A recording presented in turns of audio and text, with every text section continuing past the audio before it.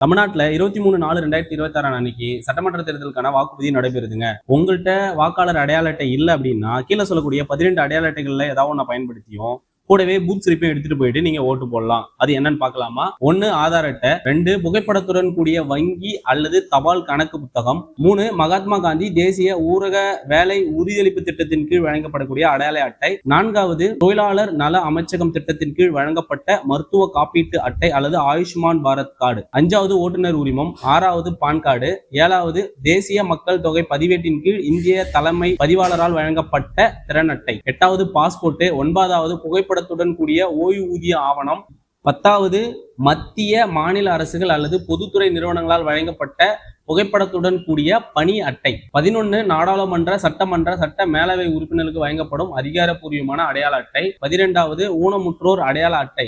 இதுல ஏதாவது ஒண்ணு இருந்துச்சுன்னா அது கூட பூத் ஸ்லிப் எடுத்துட்டு போயிட்டு நீங்க ஓட்டு போடலாம். வாக்காளர் பட்டியல்ல உங்களுக்கு பேரு இல்லை அப்படின்னா இவற்றில எந்த ஆவணம் வச்சிருந்தாலும் உங்களால ஓட்டு போட முடியாது. மறக்காம எல்லாரும் ஓட்டு போட்டுருங்க. நன்றி, வணக்கம்.